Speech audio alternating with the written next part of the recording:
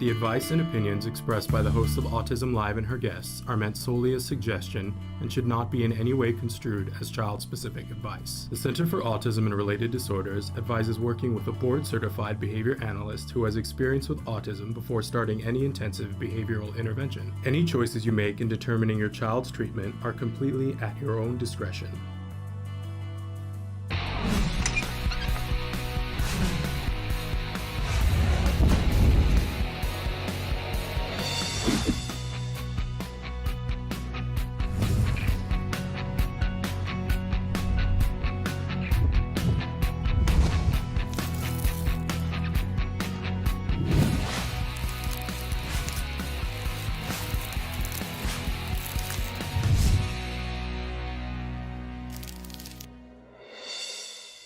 Good morning and welcome to Autism Live. I'm Shannon Penrod and I'm here with our very special guest, Dr. Temple Grandin. Good morning, Dr. Grandin. Great to be here.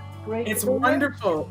Wonderful to have you here. And we're so excited. We're live right now. I know we started calling this Temple Grandin Tuesdays, and sometimes we show interviews that we've done with you before, Dr. Grandin. So I just want to tell everybody I want to tell everybody the date so they can tell when we're live. This is Tuesday, December 15th, 2020. And so we are live this morning. There are many different ways that people can interact. Right now, if you're watching us live, you're watching us on Facebook, YouTube, Twitter, or Periscope. And you can write in any of those platforms your questions and they will show up here on our screens.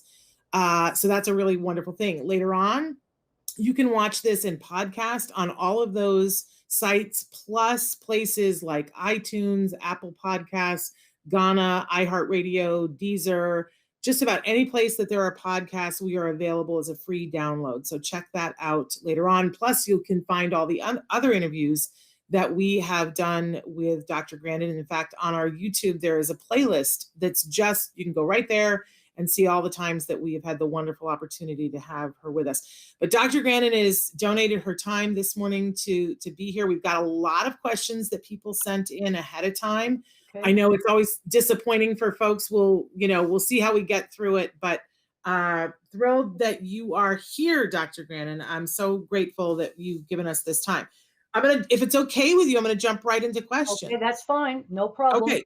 So Denise wants to know, what was the hardest part of the holidays for you as a child? And do you have any advice on how to help our kids deal with some of the holiday challenges, like schedule changes, lack of therapy, sensory overload? Well, we had two parts of Christmas. We had a small family Christmas, and then we had a big family Christmas, with a lot of relatives over at another house. And we had some rituals I really liked for Christmas. We'd decorate the tree, and everybody would take turns, one at a time, between my sister, my brother, and I, on putting ornaments on the tree. That was something I really liked. I really looked forward to Christmas. Then we'd have a big Christmas party. And sometimes I get a little overwhelmed, but there was another guest bedroom where I could go in and play with some little special toys that my grandmother had. And I liked that. But I was not one of the kids to have the horrendous sensory overload with all kinds of, the noise. And our Christmas parties were, fairly tame. So I basically really liked Christmas. It was one of my favorite holidays. But the thing I remember really liking is we'd have special ornaments. So we had little glass birds with clamps on the feet that we put on the tree, and we took turns. It would take like 2 hours to decorate the tree because the children had to take turns putting ornaments on. Then the grown-ups would, mom and dad would put them on the top of the tree where we couldn't reach, and you stand on the sofa, could get a little bit higher up and get them on the tree. I remember that is something that I really enjoyed doing. Those kind of rituals can be good. And then also not having surprises. That's the other thing. Surprises scare. And then if I got a little overwhelmed when I was at one of the other houses, I could go in the guest bedroom and play with a little magnetic fishing set and a wind-up squirrel that hopped. Well, it sounds like part of the recipe for success was that there was always a place that you could go and play quietly if it got too much for you. Well, and the other thing they would let me do, there was a big hallway, and the other place you went with a mirror at the end. And I like to run down that hallway and watch myself get big in the mirror. That was something I liked to do. But having a place where I could go, that was helpful. And it was pretty much the same every year. There were like 2 different places we went to for the big party. So no surprises and a place where you can go to have some quiet. Yeah, and the thing is, what would happen when we would go to my grandmother's house is my grandfather was the engineer who was co-inventor of the autopilot for airplanes, and I'd go in the study and he'd be there smoking his pipe and he'd answer my science questions. Why is the sky blue? Why do tides go in and out? Grass is green. Why? How do airplanes fly? And he would just explain it. I love that. And, I love that. And I think he wasn't that big on the parties either. Favorite books as a child. Yes, Greg wants to. Yeah. Black Beauty was one of my favorite books. Another favorite book when I was about 3rd or 4th grade was a book about famous inventors. I love that book, reading their biographies, and Thomas Edison, Elias Howe, and the sewing machine. And that's in my book, Calling All Minds. This profiles a lot of famous inventors. And those were some real favorite books, but I also love The Wizard of Oz too. Okay. I have to say about your book, Calling All Minds, each year Autism-Live puts out a toy and gift guide, and it's available on our website right now, just as we pick things that we think would be great gifts. And we picked your book and gave it an award this year. In each category, we have different subcategories. So in the caregiver category, your book won the best STEAM gift, because we think that if a caregiver, a parent or a caregiver gets that book, they'll be able to learn all about how their child might be ignited by doing STEAM activities, because you tell them about some of the activities that you talk about. Well, the project in the book range from very simple, like cutting out a paper snowflake. This is one of the projects right here, or making a really simple paper airplane. And when I did a book signing for this book 2 years ago, I found out that in Colorado, outside of Denver, that about 20 or 30% of the kids had never made a paper airplane. They were totally separated from hands-on things. So those are the simple projects. But also in the book, in Calling All Minds, I've got my optical illusion room. It's actually called the Ames Distorted Room. And I have a drawing and instructions for making that. So they range from real simple things. And I think kids are getting too worried about making mistakes. Because I had a teacher, I showed this on a Zoom conference. It's a little ripped right now. I need to make another one. And I had a teacher ask me in all seriousness, what would happen to a kid's self-esteem if the snowflake was done wrong and it fell apart? I'm serious. And I said, I'm not kidding. I am not kidding. And that's during COVID. This is real recent. It was on, right here, home doing a Zoom conference. And I said, you get another piece of printer paper. It's just a piece of printer paper. And you try again. And then if you still don't know how to do it, then I want you to look it up yourself on YouTube, because I'm sure there's videos on how to do it. But they're getting so afraid to make a mistake on something. It's like this. You can learn so much about problem solving by failing. That's it. And you learn from your mistakes, and you're just wrecking a piece of printer paper. Now, I remember when I was about 12, I ruined a sewing project. That was a lot more serious than printer paper. And I got in a hurry and I cut the fabric wrong. And I was making a pair of pants, a beautiful dress pants for my mother. It's a lovely fabric. And I cut it wrong. And there was no way to get more fabric. And this is way before there was no online stuff in those days.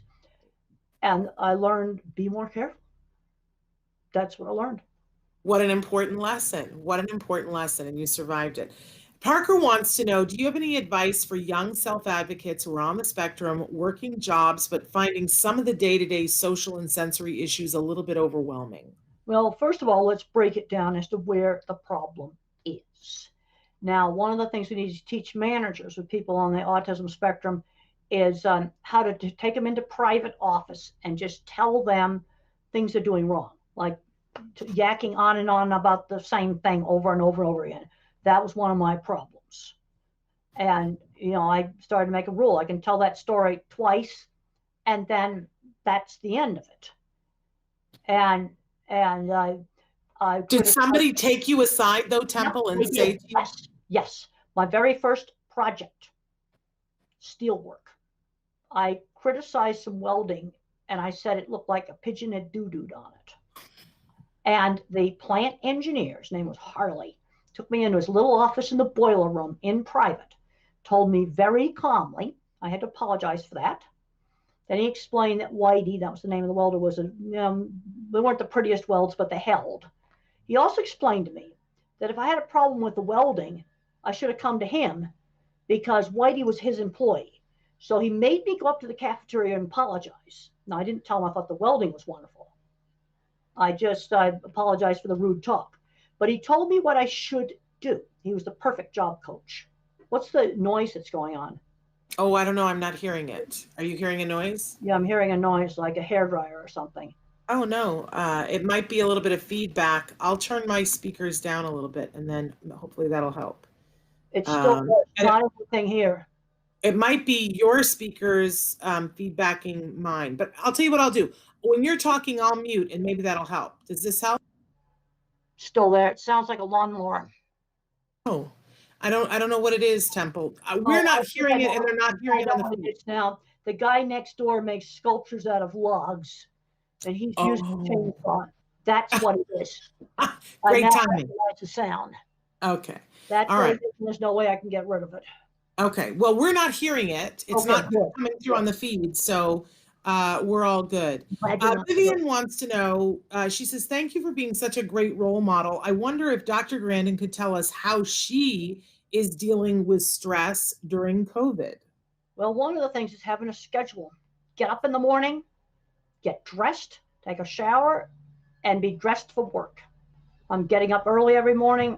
There's no laying around in pajamas. Have a schedule, have things to do. It's gotten worse now that it's cold because I was having dinner with my students outside. Now the gazebo's all covered with snow and we can't have dinner. There's like freezing cold out there. And so we're even getting kind of more isolated, which is not good. But having a schedule, and I think I mentioned on your program before about life on the International Space Station. Yeah. And one of the things they've learned, they get up in the morning, they have a schedule, they all eat together, midday meal. And that's one of the things that I really miss is not being able to, get together and eat with people. Now the restaurants are closed. Yeah. But you've got to find things to do. That's what you've got to do. Yeah. I have to tell you, after you said that, it really made me rethink things as a parent. And I talk all the time on the show about doing a visual schedule so that everybody knows what's happening when, and you can look at it and go, hey, what's on the schedule? But we weren't, we were eating dinner together, but we weren't eating lunch together. And I changed what we were doing as a result of it. And it really made a difference because I've got a teenager and sometimes he wants to go and do his own thing. And in the moment, it seems like letting him go do his own thing is the thing to do. But what I found is that that's not a good long-term plan. NASA does the midday meal. That's the big thing that's on the schedule, not breakfast or dinner. And they just do the space station on Houston time. They wake them up, midday meal. Everybody, they got 7 of them on the station now. They got to all go float around that table at the midday meal and they'll put food down. Well, Kira's asked the question, what do you do if you don't know what to put on your schedule?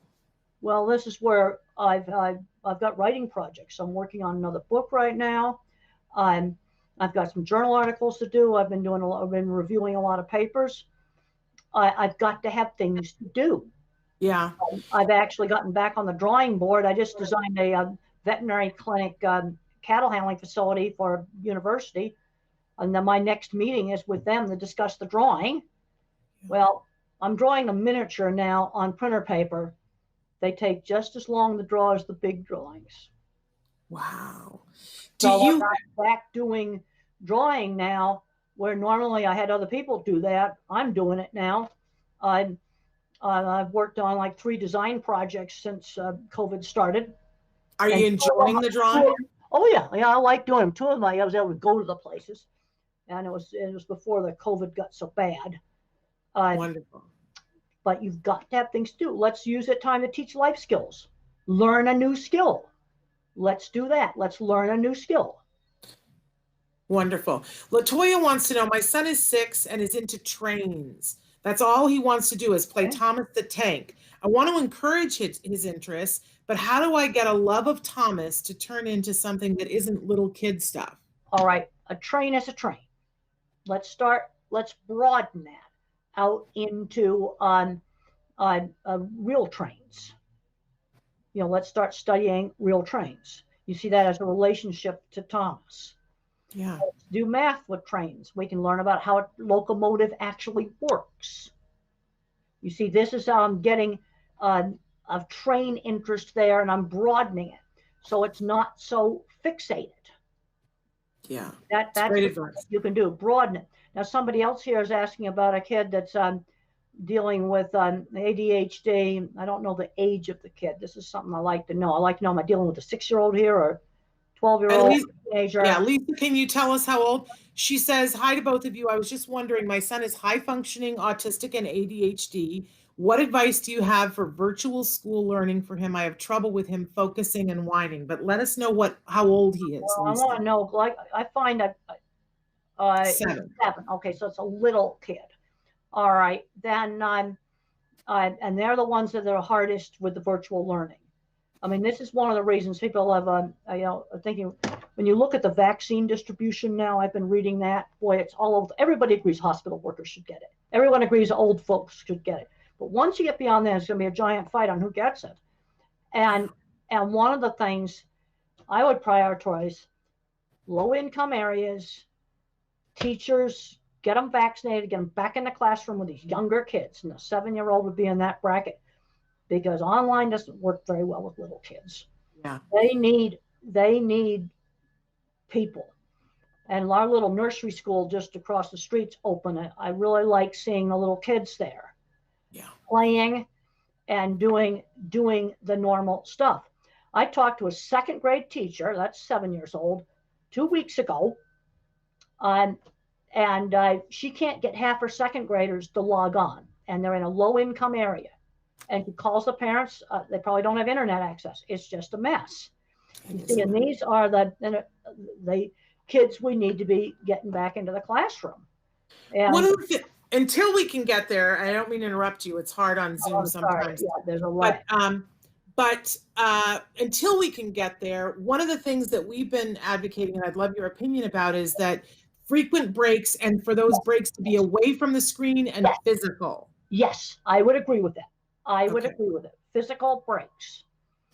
And like, we've been telling people to turn your living room into an obstacle course and do time trials and have them push the furniture around. Because I think that these kids, it's not good for them to be sitting still so long. And got to be active. Well, we've got to get them out doing things. That's why when we had 2 different houses that we went to. One was a 5th floor apartment that had stairs. I was allowed to play beat the elevator, 5 floors, beat the elevator when we went to Granny's. And I was allowed to play beat the elevator running down the floor. I always beat the elevator. I love your mother. But that's a bunch of exercise. And then the other house, we had this big, long hallway, and I was allowed to run in the hall or go in another room. And we had formal dinners, and I had to be there for 20 minutes of it. And if I asked to be excused before dessert was served, then I didn't get dessert. If I wanted dessert, it was just very calmly done. I think your mother's a genius. A little longer. But your mother is amazing to play the game with you of beat the elevator. Now she's giving you something to do so that you'll be worn out by the time you get up there. I always beat the elevator. And I was only allowed to do it when we left, because I'm sure I made a lot of racket on those stairs. The other apartments would have heard it. I love it. Okay, George. Something that's easy to do. Somebody here has a 4-year-old who's nonverbal. I became verbal by age 4. Now, the thing I've got to ask is, are they getting any progress? I always ask, are you getting progress on speech? Because when I was 3, it was obvious that I had some progress and that my speech was slowly coming in. Then there's a point where you're not going to get speech. And there are some kids that can learn to type independently. And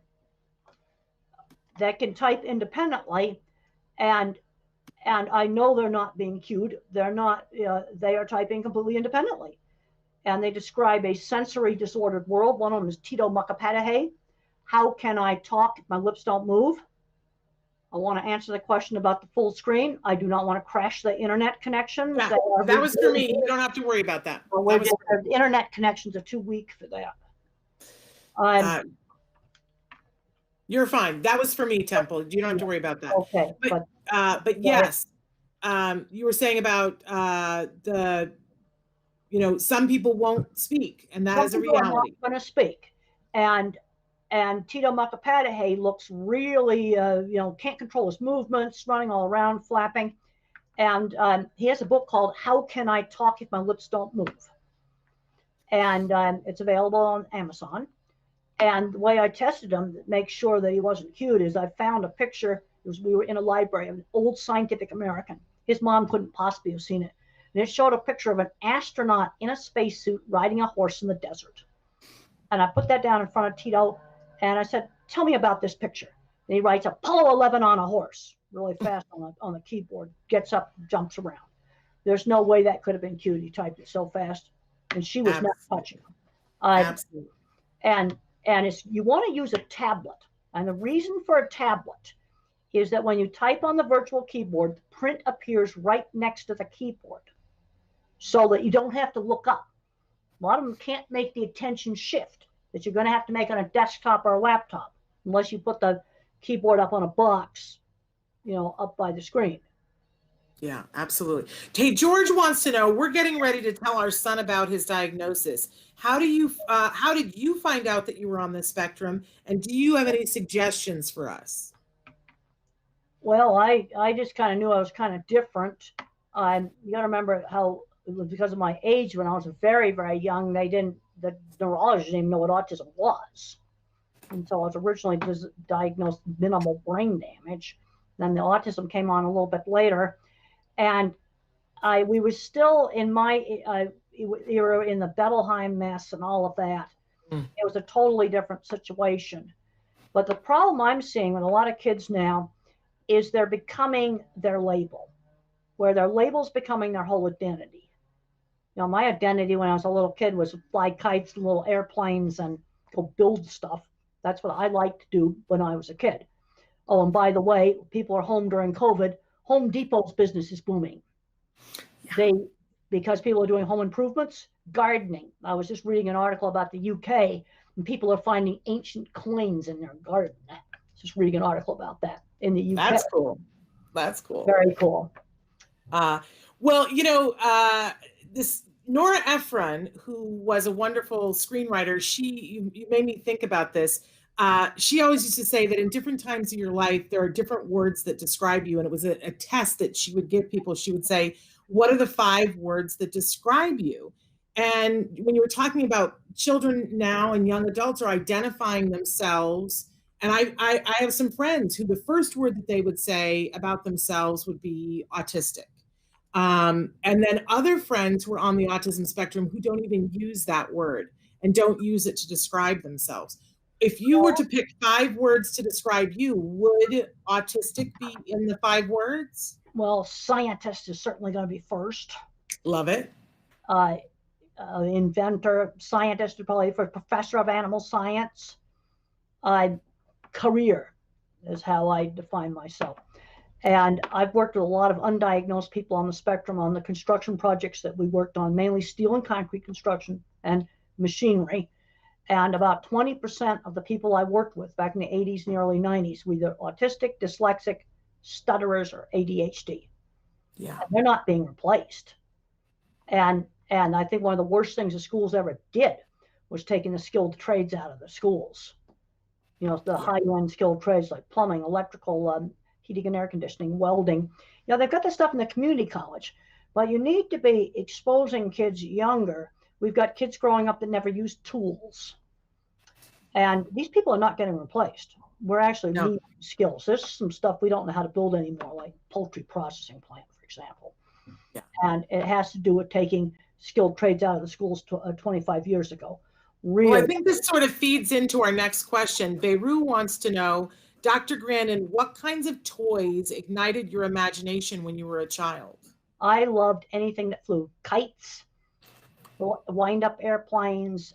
In Calling All Minds, I have my parachute project where I figured out how to use bent coat hangers to spread the strings apart so it would open more easily when I chucked it up in the air. I used to fly all kinds of kites. I just loved that kind of stuff. That's things I really liked. I also really enjoyed toboggans and sleds and all of that kind of outdoor, winter outdoor activity.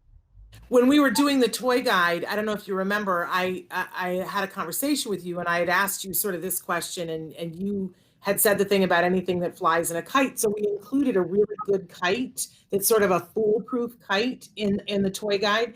And I also asked you what your favorite games were, and we included those in there. Do you remember what you said your favorite games were as a child? Little kid, they didn't have little kids board games right after the war, so. Well, I meant a little bit older. Yeah. Yeah, they played parcheesi, Chinese checkers. Those were board games. I had one of those hockey games where the players move in and out. That was one of my favorite things. We used to just fill the whole hockey rink up with marbles. and then do it. We thought that was a lot of fun. But that was one of my favorite things when I was in elementary school, was this table hockey set.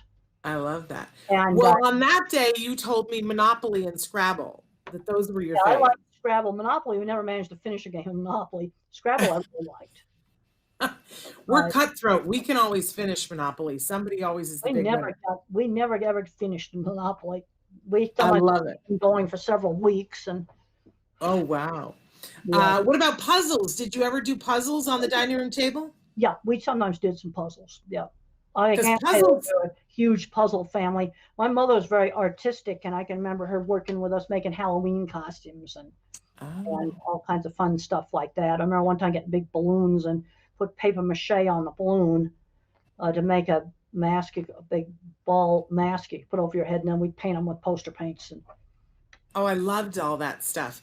Right now, we're getting ready. One of the things that we put in the toy guide, a company named Rebbit does puzzles, but they're 3D puzzles. So you're building a structure, and a lot of them are Harry Potter themed. So you have to build a puzzle. So it's kind of like a cross between a puzzle and a Rector set, and you build Diagon Alley. Oh, the next door neighbors had a really wonderful old-fashioned Rector set. Oh, yeah. The old-fashioned one where you had little bolts and stuff on it, had a little motor, and we loved that. That was that's cool. In the next door neighbor's house.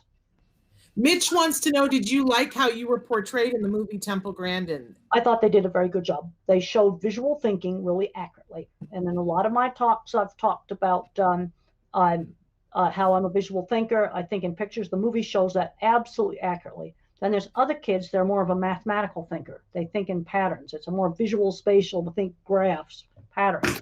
And then you got your word thinkers. These are the kids that love history, or they love the facts about their favorite, movie stars, baseball teams, basketball teams. Those are kind of the different kinds of thinking.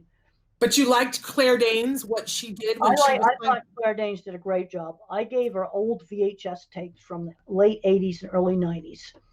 And she played them they put them on DVDs for her, and she played them over and over again. And she became me. And all the projects I did are real. The projects are accurate. Now, there's some stuff they had to compress and change around, make a 2-hour movie work. But the main characters I thought were very nicely presented. Yeah, it's wonderful. We all love it. Saru wants to know, I'm curious to know if Dr. Grandin feels that she has been more discriminated against for being a woman or being an autistic, and how did she overcome this discrimination? Oh, being a woman in the early 70s, when I first started working in feedlots, being a woman was 10 times worse than autism. Autism never even came up. It was being a woman. And then when I finally, got some jobs, I remember I worked for a construction company for a year and a half. One of the vendors had a client appreciation party. I was told since I was a woman, I absolutely could not go. Yeah. Wow. 74. Wow. Yeah. And now, Temple, now is it still equal and even, or well, things are way better now. Like when I did animal science, and this would be in the early 70s, there were very few women. Now 80% of the class is women. And we're getting lots of women going into the industry now. I have students that are management positions at beef meat packing plants. Things are have changed a whole lot compared to the 70s. But And the scene where they put the bull testicles on my car, that happened. That's true. Really? Yeah, that is true. But now, I know the last time you were on the show, you were talking about a friend who was trying to get their pilot's license and couldn't because that's pure. That was autism discrimination. You see, this gets into whether you should disclose.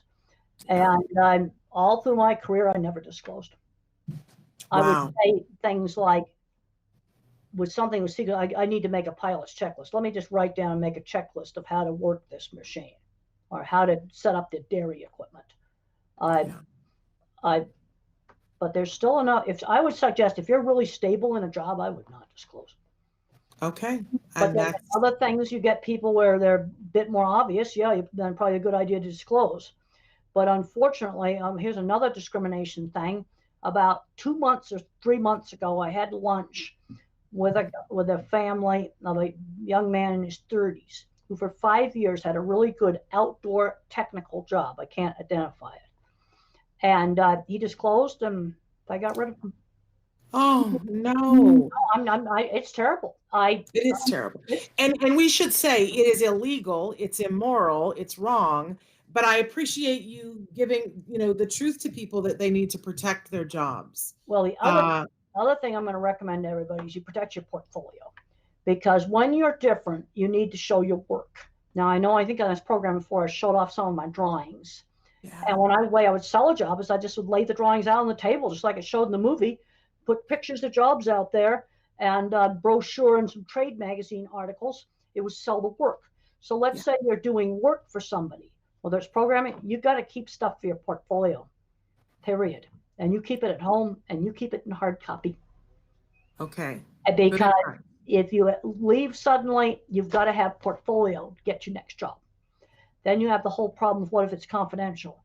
Well, what I'm going to do with that, I can break it up in little pieces and I can put it on an iPad and stick it in their face, eyes only. Yeah. I won't let them have it. But good point. You've got to have, I've heard sad stories about, this was about 20 years ago, a lady that worked on designing stuff for cars. And all she had for a portfolio was some obsolete disk drive thing that was unreadable. No, you put it in hard copy, paper copy, and on electronic flash drive or whatever. Yeah. And because you've always got portfolio for your next job. It's great information. Sally wants to know, do you meditate? And if not, how do you cope with compulsive thoughts? Well, when I've been on antidepressant medication since my early 30s, and it stopped all the colitis attacks. And if you want to read about that, I'd recommend just reading my experiences and thinking in pictures. I have a whole chapter on anxiety. Antidepressant drugs saved me. Now, other people, I had somebody ask me, the other ways to calm down. Exercise, vigorous exercise. Also, meditation, mindfulness training. These are all things to help you to calm down. But my anxiety was so bad that I had nonstop colitis. And when I went on the antidepressants, the colitis pretty well stopped. My nervous system was just so ramped up, anxious. Sorry, I had a coughing fit. I apologize. And so I muted. Excuse me. Candace wants to know, Temple, did you ever consider having children? And did you ever babysit? No, I did not babysit, and I've just always been single.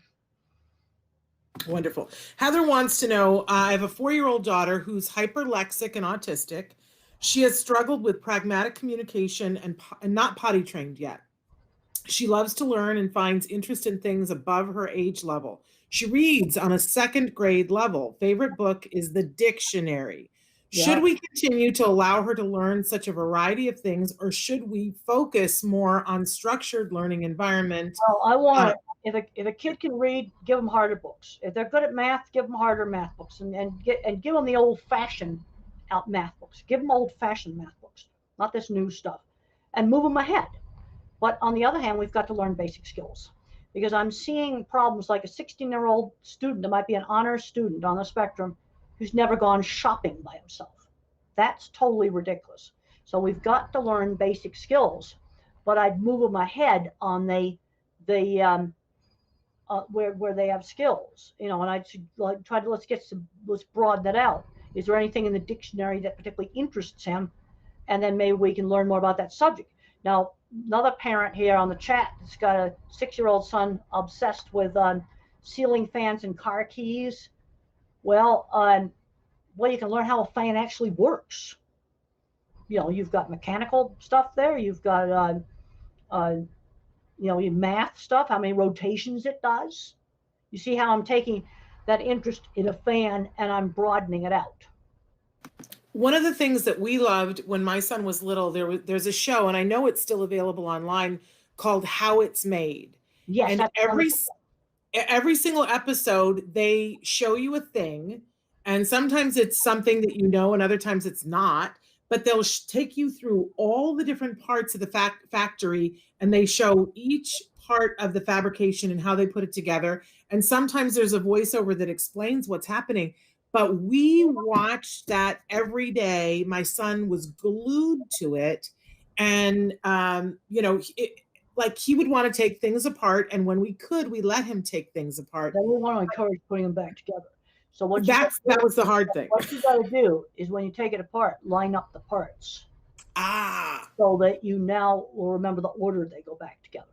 Oh, see, I needed you then, Temple. That's what you want to do. You want to line up the parts in an organized way, so then when you put it back to order in the same order, it'll be more obvious how the parts go back together.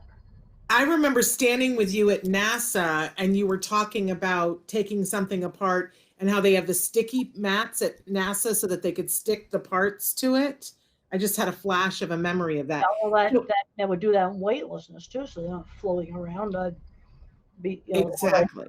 Just have a little sticky thing to put them on, because you can't put a piece of Velcro on a small part.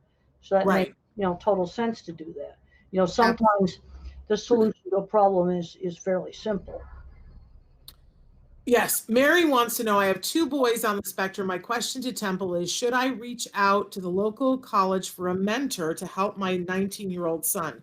He's in the higher functioning side, but he has a hard time finding a girlfriend, which he's so desperately looking for. Please help with your thoughts. Thank you. Well, when marriages have been successful, it's usually through shared interests.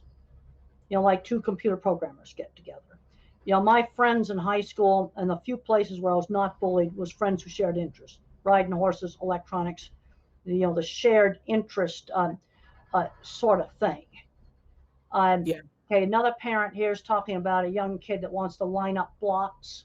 What you want to do with some of these activities like that, turn it into a turn-taking game, because it's extremely important to teach the little kids how to take turns. That was drilled into me, absolutely drilled into me, to do turn-taking. And you have to learn how to wait and take your turn. And my speech teacher had a lot of emphasis on that. So you could do, let's say he's lining up blocks of different colors. Let's take turns lining them up. So you turn it into a little turn-taking game that gets social interaction. Wonderful. Carol says, my son had to distance learn since the end of last year, and he loved it, mostly with his math class.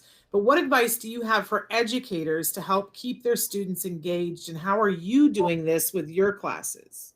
Well, I discovered the flipped classroom before I knew what it was, because I did one disastrous PowerPoint online. So what I ended up doing was putting the PowerPoint lectures up on recorded. They can watch them, turning the class into discussion of the PowerPoint. In other words, use the live class period for discussion. That's the reason why, like on this broadcast right now, I like doing interview format, because I found that works better online. And I said, yes, you're responsible for everything in that lecture, especially the text on the slides. You're responsible, so you better look at them. Otherwise, you're going to have trouble with the final exam. I also found that a good online class is 3 times more work, because we had our discussions, but then we also had the discussion board, and I was getting on that almost every night for 15 minutes to an hour and a half to answer the posts of 60 students. Right. And they'd get to where they wouldn't post anything, so the TA would remind them, and then I was on it for an hour and a half answering. But it's a ton of work to do it right, because I've talked to other students where their online classes have been absolutely awful. Canned PowerPoint slides read, no professor interaction on the discussion board, on the typed discussion board, and no interaction on Zoom or Microsoft Team or some other platform. I'm not going to say my online class was the best, but I know it certainly wasn't the worst online class, because I have been told, people have told me about the worst ones. Well, I'm glad you're bringing this up, though, because somebody the other day, I'm a former teacher, and somebody was saying that one person was saying, I feel so bad for the teachers in COVID. This has been so hard for the teachers. And another person said, why does everybody say that? I don't understand that. They've got it easier than everybody else. They're not in the classroom. They're not having to deal with the behavior. They just have to have their lesson plans. And I think you just gave the master class in why it is so hard for teachers, because if they do it right, it's more. I talked to a second grade teacher 2 weeks ago. And if this program's watched in the future, that would be, during COVID. Right. And half her second grade class is not logging in at all. Yeah. And she tries to call the parents and they don't answer. Yeah. So half her class is getting no lessons because they haven't even logged into the site. That's atrocious. And that's in a low income area. Yeah. And that's a very bad situation. It is a bad situation. It's not equity. I mean, like, everybody doesn't have the same opportunity. It's horrible. And hopefully we're not going to have to do this that much longer. Well, a lot to get all the vaccines out there. Yeah. But I agree with you. The teachers should be prioritized for vaccines. Well, Bonnie especially younger kids. And if they get vaccine early, they got to get back in that classroom. Yep, absolutely. The other thing with the younger kids is they don't spread COVID around as bad as the older ones do. But the younger kids, I mean, I've seen too many kids with autism addicted to video games, and they don't go anywhere. Then you got to replace the video games with something else. And there's been some successes with replacing them with car mechanics. That's three cool. cases where the kid decided, this is an older teen or young adult, that car mechanics was more interesting than video games. But it had to be introduced slowly, then wean off the video games slowly. Now, I'm going to have to go on another meeting in about 7 minutes. Okay. I've got that you've got 2 minutes left. Is that accurate? No, I could go another couple of minutes. Okay. So Bonnie wants to know, what helped you to build conversation skills? I want to help my 7-year-old to be conversational. He's functionally verbal. He requests with sentences and points. He can answer yes or no so far, but he does not have spontaneous conversation. Well, one of the things that helped me, I got to be a great question asker. Why this, why that? And so I went from not talking at all to maybe too much talking. The other thing that we always did, and this is a real 50s thing, and I think this is one of the reasons why some of the grandfathers that were, didn't have much speech delay find out they're autistic when the kids get diagnosed, but granddaddy had a decent job as a NASA engineer or some other decent job. Sit-down meals where you take turns telling about your day. That helps to teach conversation. That's a typical 50s upbringing. Okay, let's say I reached across the table for the mashed potatoes. Mother didn't scream no. This is typical 50s. She'd say, ask your sister to pass it. If I went over to the next door neighbor's house, we had a sit-down meal and I stirred my drink with my finger. She'd say, use the spoon. They would give the instruction. And that was done with all kids in the 50s. That was a normal 50s upbringing. And this, it's something it takes time to do. Yeah. Well, but I again, I'm going to say how much I love your mother, because she was doing things that we can all learn from. I love that. Was so pivotal to me when my son was young, and you said, don't say no to him. Tell him what to do. It's very hard to do no. Yeah, it's telling him what he should do instead of screaming no. Tell him what he should do. Exactly. That's what was done with me. I think this might be our last question. Jenny wants to know, what is your opinion of the RPM, the Rapid Prompt program? It's the only way my severely autistic adult can communicate with us. If it works, This is the engineering mentality. You do stuff that works. Tito Macapate had that method. He types independently. What happens with him after he typed Apollo 11 on a horse, he then had to run around and flap before I could ask him another question, because it takes tremendous effort to screen out the sensory jumble. And the thing that you have to make sure is the typing truly independent? There's another book coming out that I got sent a review copy on about a girl named Emily. And she, there's the review copy. It's not out yet. I just got a review copy. I have been buried under the dust, and she's typing independently. In fact, I talked to the mom, and we went over all the things that prove independent typing. And that's the title, I Have Been Buried Under the Dust? Yeah, that's the title. I Have Been Buried Under the Dust. This is a review copy, and it's going to come out, I think, this summer. It's not out yet, but I was, sent it to read, and she has beautiful writing. Yeah. But the thing there's all this controversy about the stuff. Bottom line for me is you've got to indicate to me that it is not written by mom or some facilitator or some other person. And that has happened. And that has happened. And I have seen it happen. I saw a person. All right, let's imagine this piece of cardboard right here. The back of the legal pad is an alphabet card for someone to type on. I've seen a mom doing this with it. That's cueing. You absolutely cannot touch the device. Tito's keyboard was on the table, and her keyboard, it's an iPad on an easel. It's very important. The device is not touched. And mom was doing this to her slave. The other thing, you can look at things like typing speed. She also works with 4 different people. The writing, when I talked to mom, the editor of the book wanted to edit some of her writing, and mom says, no. And I said, good, you don't let the publisher edit that. Yeah. Really important that it's her writing. And and the name of the author? I can tell you another way you can prove it. Valerie Gilper, Gilpeer, Valerie Gilper. Another way you could prove it, that a facilitator didn't write it, is there's artificial intelligence programs where you could run the writing through and show that there's no difference. Also, another thing she told me is they're Jewish, and one of her therapists that she works with asked what Shabbat was, didn't have any idea what it was. It's a Jewish, well, that's another indicator. If somebody else is the author, they wouldn't be writing about stuff they don't know about. But the writing is beautiful, and we need to pay homage to that. Well, because the thing is that some of these people that are nonverbal, they have like a locked-in syndrome. Sensory jumbling, she describes the same kind of sensory jumbling that Tito describes, that Carly describes. That's another one, Carly's voice.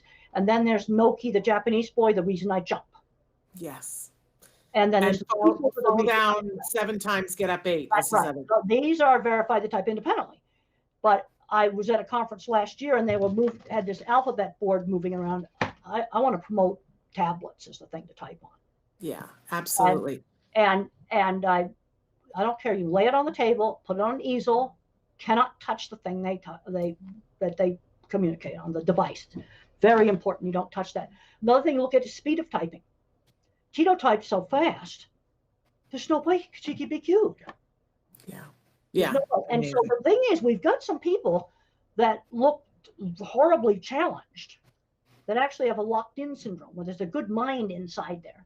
Yeah. And then there's others where the facilitator was the author. That's the problem. Yeah. And one of the things I did that I told the mom, I said, I want an appendix in this book with bullet points to prove that she's typing independently. She says, well, they're scattered around the book. I had to look for them. Right. But you're convinced that it's really her voice. Independent, and I gave a blurb for this book. How wonderful. How wonderful. But I had to be convinced it's independent. And the device, and I said, where's the iPad? She said, it's on an easel on the table. Yep. She likes an iPad, not one down on the desk. Dr. Grandin, I know you got to go. Can you just briefly show us a couple of your books? I know you got a couple laying around the table.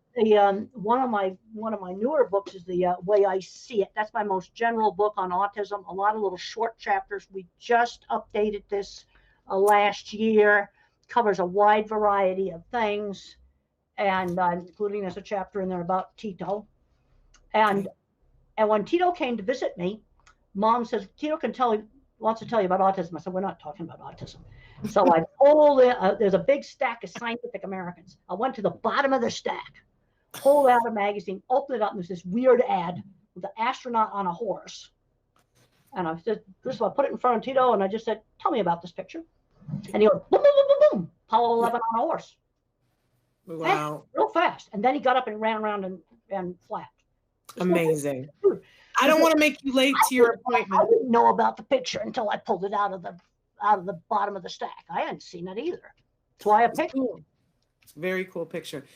Temple, we so appreciate all that you do for the community and for being a friend to Autism Live. I know you got to get to an appointment, but thank you very much. Happy holidays. You stay safe, okay? Okay, well, thank you very much. It's great to be here. And we just want to take people and help them to be everything that they can be. Yeah. And we'll see you back in 2021, okay? Okay. Well, have a good holidays. And you too. Much love to you. All right. I'm gonna and give our love to your mom as well. To leave the meeting, I just X out of this. Yeah. All right. Yep. That's what I'll do.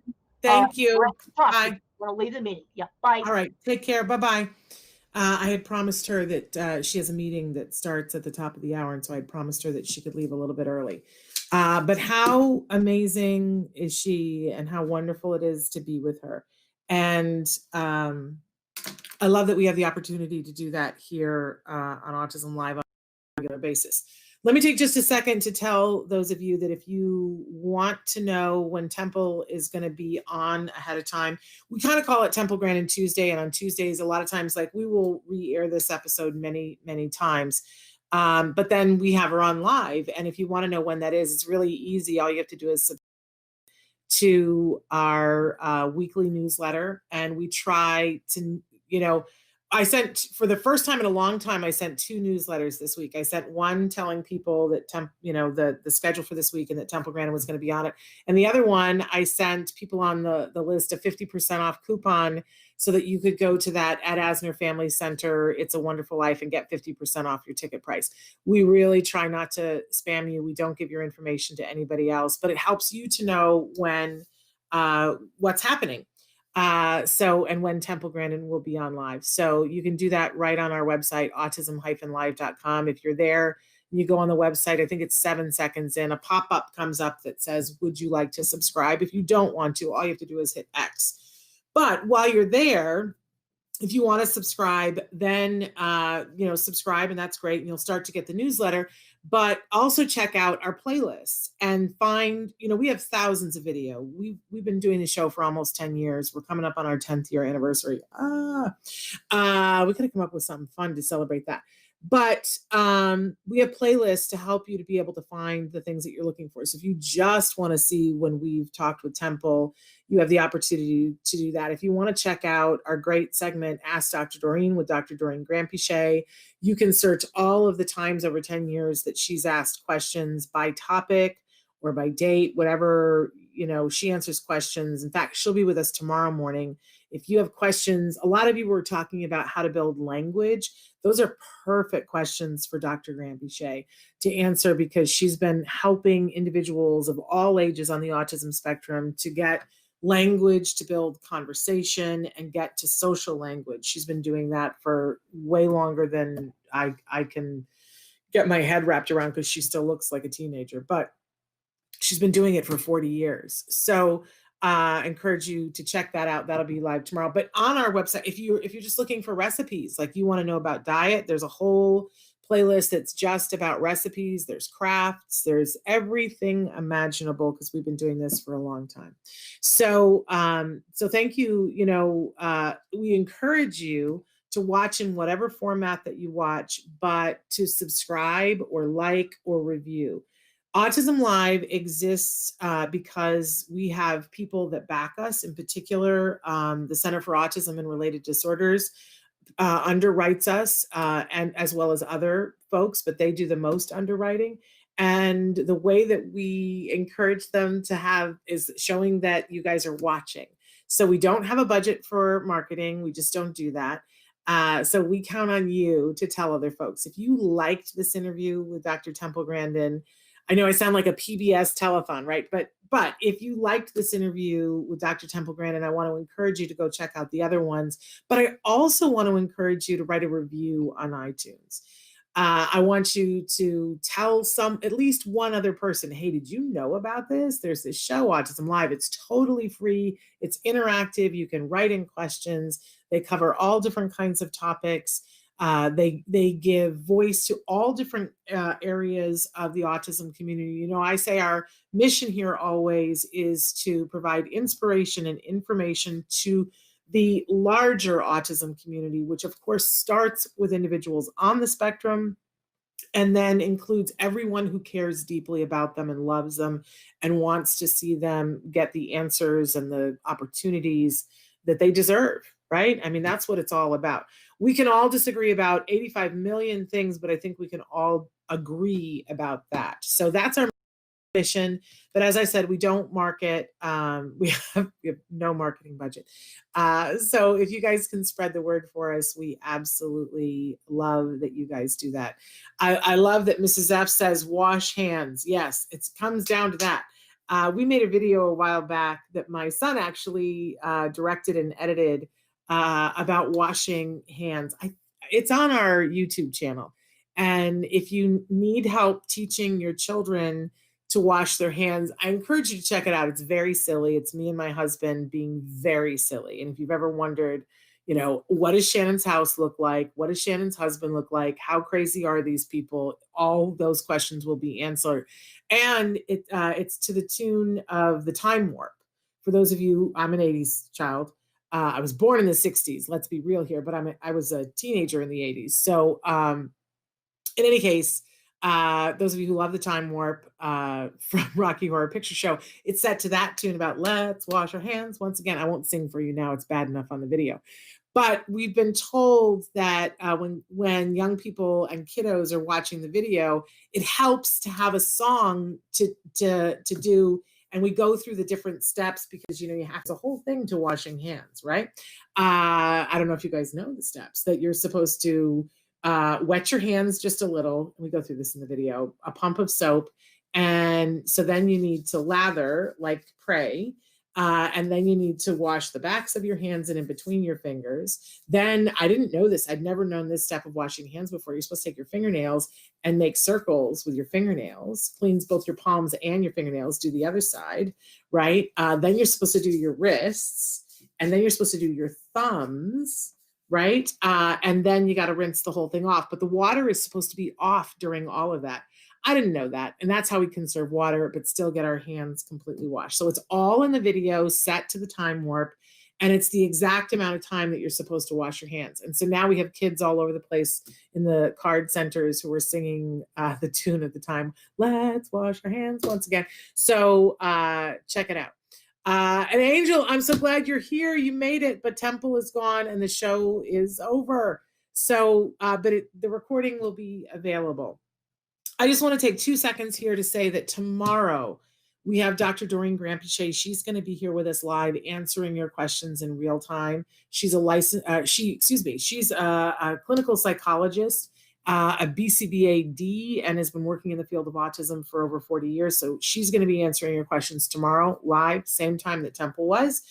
And then Thursday, we've been talking about the toys, but Thursday is the big festival of toys where we're going to talk about all the toys in the toy guide. If you haven't checked it out already, go to autism-live.com, click the toy guide at the top, and you'll see we particularly paid attention this year because of COVID to toys that are what I call boredom busters and things. There's only a couple of toys that have anything to do with screen time. And even those toys are so imagination building that are like things where kids can create their own videos that I don't count them as screen time. It's technology time. So I encourage you to check those out. The other thing that we've done the last couple of years, because you guys asked for it, I don't know what I'm allergic to today. I've coughed. Now I'm going to sneeze. It's terrible. But excuse me. With each toy underneath it, there's a button that if you push it, it'll take you right to a place like Amazon or something like that, where you could purchase the toy right there. We made it easy for you. We don't get anything. We don't make a portion on those toys. I do want to tell you, though, that's not entirely true. For Club Squishy, there's a coupon in the Club Squishy Surprise. Oh my gosh, how much do I love these things? They are the best squishies ever. And you get them, they come to you a box every month, and then you have several different squishies that you can give as reinforcers to your child. It's the best thing ever.